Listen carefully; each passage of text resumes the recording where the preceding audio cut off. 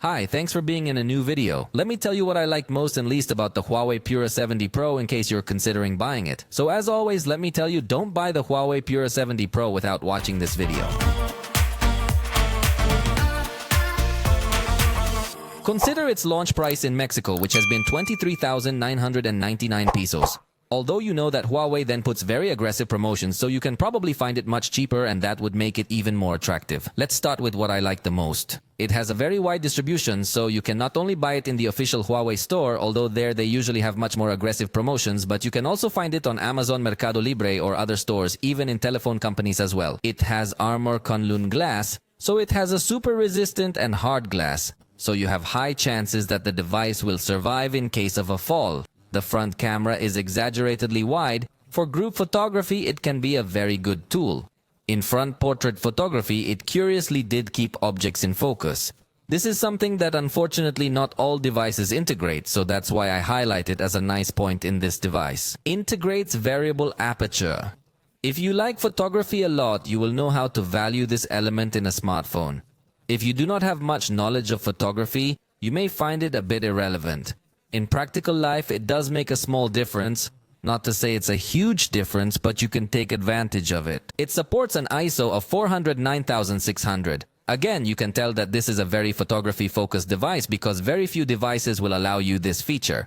Obviously, you can activate it in manual mode. In fact, from before you take the picture, this device shows a nice preview. That's another thing I really liked. Taking pictures at night with zoom, it's a device that's really very good, so it boasts a good aperture on its telephoto camera. For macro photography, it is also too good. It is one of its strongest points. In fact, the portrait shots with the telephoto camera are completely worthy of a premium device.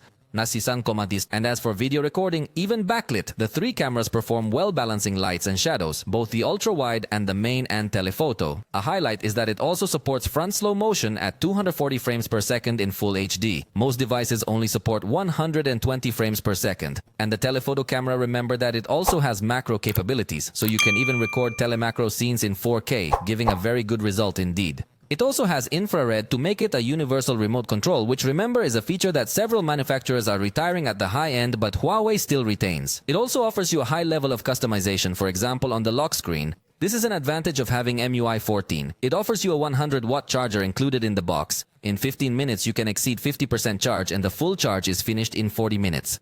The battery was also superior to the average smartphone today, so it can give you a very good autonomy. It also has a tremendous Huawei ecosystem. Remember that this means that you will have at your disposal a very good amount of accessories, watches, headphones, tablets, computers, and everything works well interacting with each other. It has 512 gigabytes of storage with 12 gigabytes of RAM. Usually this is something that other manufacturers offer you at much higher prices, but Huawei seems to be having a much more attractive strategy. Now let me tell you what I didn't like. Selfies at night are not so nice. While we were saying that one advantage is that the camera is very wide, the disadvantage is that being so wide, it has less light entry.